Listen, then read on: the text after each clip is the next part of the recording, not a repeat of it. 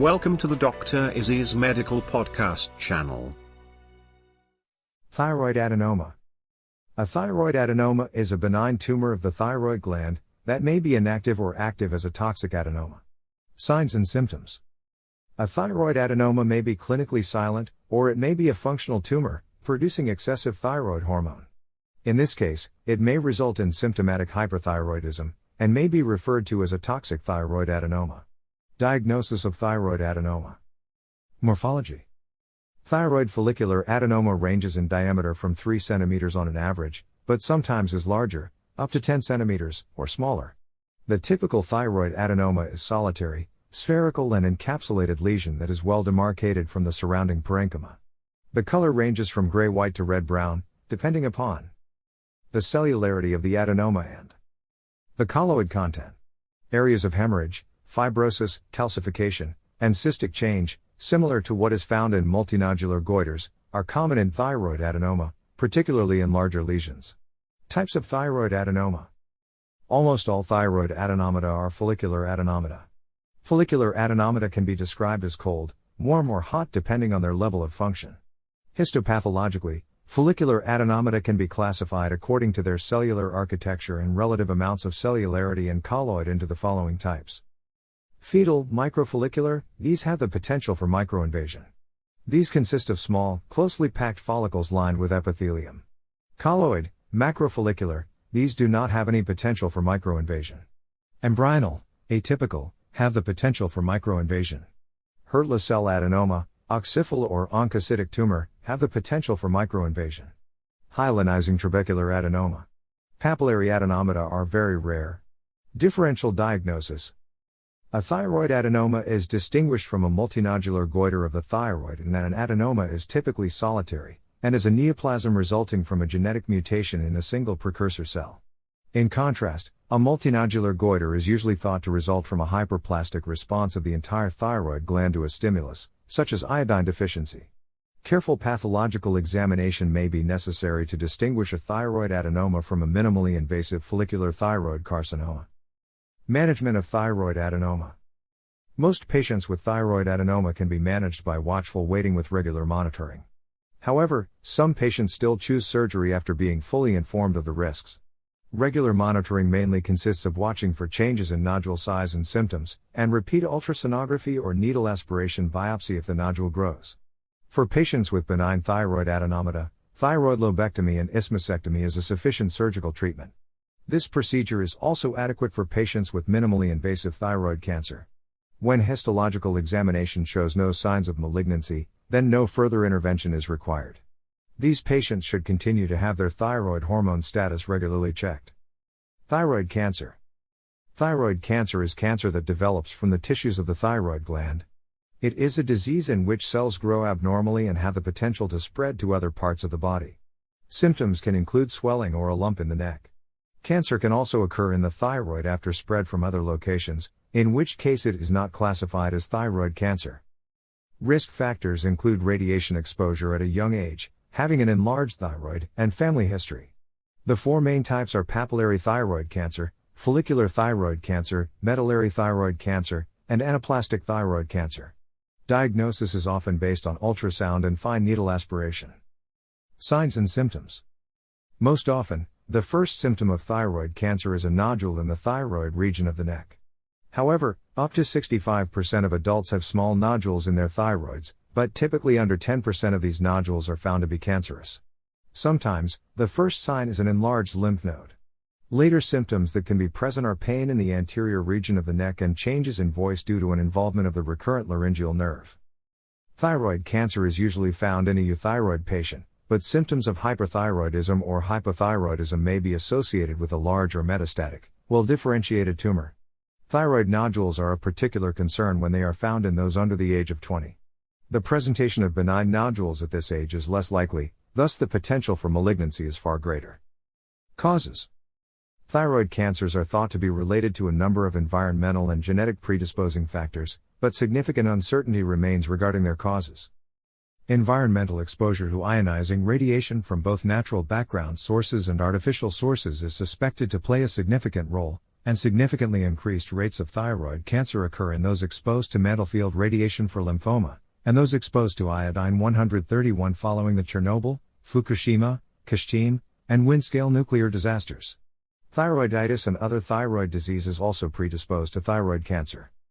Genetic causes include multiple endocrine neoplasia type 2, which markedly increases rates, particularly of the rarer medullary form of the disease. Diagnosis. After a thyroid nodule is found during a physical examination, a referral to an endocrinologist or a thyroidologist may occur. Most commonly, an ultrasound is performed to confirm the presence of a nodule and assess the status of the whole gland. Some ultrasound results may report TIRADS score to categorize the risk of malignancy. Measurement of thyroid-stimulating hormone, free and/or total triiodothyronine, T3, and thyroxine, T4, levels, and antithyroid antibodies will help decide if a functional thyroid disease such as Hashimoto's thyroiditis is present, a known cause of a benign nodular goiter. A thyroid scan, performed often in conjunction with a radioactive iodine uptake test, may be used to determine whether a nodule is hot or cold, which may help to make a decision whether to perform a biopsy of the nodule. Measurement of calcitonin is necessary to exclude the presence of medullary thyroid cancer. Finally, to achieve a definitive diagnosis before deciding on treatment, a fine needle aspiration cytology test may be performed and reported according to the Bethesda system. After diagnosis, to understand potential for spread of disease, or for follow-up monitoring after surgery, a whole-body I-131 or I-123 radioactive iodine scan may be performed. In adults without symptoms, screening for thyroid cancer is not recommended. Classification.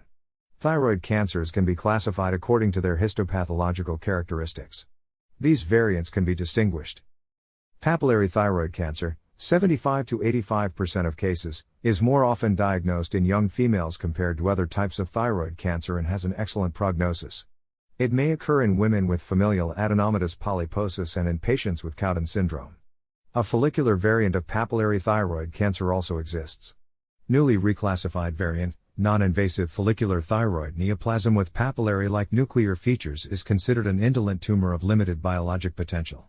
Follicular thyroid cancer, 10 to 20% of cases, occasionally seen in people with Cowden syndrome. Some include Hurtla cell carcinoma as a variant and others listed as a separate type. Medullary thyroid cancer, 5 to 8% of cases, cancer of the parafollicular cells, often part of multiple endocrine neoplasia type 2. Poorly differentiated thyroid cancer. Anaplastic thyroid cancer, 1 to 2% of cases, is not responsive to treatment and can cause pressure symptoms.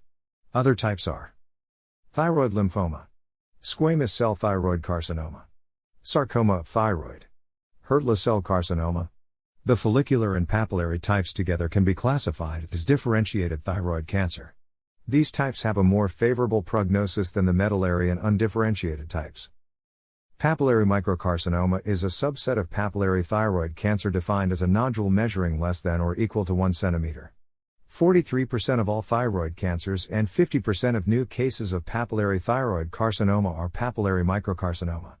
Management strategies for incidental papillary microcarcinoma on ultrasound range from total thyroidectomy with radioactive iodine ablation to lobectomy or observation alone. Metastases. Detection of differentiated thyroid cancer. Metastasis may be detected by performing a full-body scintigraphy using iodine-131 radioisotope. Spreading. Thyroid cancer can spread directly, via lymphatics or blood. Direct spread occurs through infiltration of the surrounding tissues. The tumor infiltrates into infrahyoid muscles, trachea, esophagus, recurrent laryngeal nerve, carotid sheath. The tumor then becomes fixed. Anaplastic carcinoma spreads mostly by direct spread, while papillary carcinoma spreads the least. Lymphatic spread is most common in papillary carcinoma. Cervical lymph nodes become palpable in papillary carcinoma even when the primary tumor is unpalpable. Deep cervical nodes, pretracheal, prelaryngeal, and paratracheal groups of lymph nodes are often affected. The lymph node affected is usually the same side as that of the location of the tumor. Blood spread is also possible in thyroid cancers, especially in follicular and anaplastic carcinoma. The tumor emboli due angioinvasion of lungs, and of long bones, skull, and vertebrae are affected. Pulsating metastases occur because of their increased vascularity. Treatment. Thyroidectomy and dissection of central neck compartment is initial step in treatment of thyroid cancer in the majority of cases. Thyroid-preserving operations may be applied in cases when thyroid cancer exhibits low biological aggressiveness in patients younger than 45 years.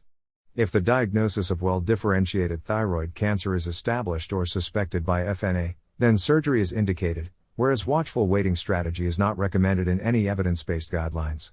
Watchful waiting reduces overdiagnosis and overtreatment of thyroid cancer among old patients. Radioactive iodine-131 is used in people with papillary or follicular thyroid cancer for ablation of residual thyroid tissue after surgery and for the treatment of thyroid cancer.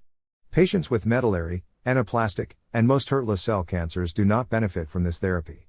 External irradiation may be used when the cancer is unresectable, when it recurs after resection, or to relieve pain from bone metastasis. Sorafenib and lenvatinib are approved for advanced metastatic thyroid cancer. Numerous agents are in phase 2 and 3 clinical trials. Post-surgical monitoring for recurrence or metastasis may include routine ultrasound, CT scans, FDG PET, CT, radioactive iodine whole body scans, and routine laboratory blood tests for changes in thyroglobulin, thyroglobulin antibodies, or calcitonin, depending on the variant of thyroid cancer. Thank you for listening Dr. Izzy's medical podcast series. If you want to support this project, please subscribe the channel and like this video. Thank you.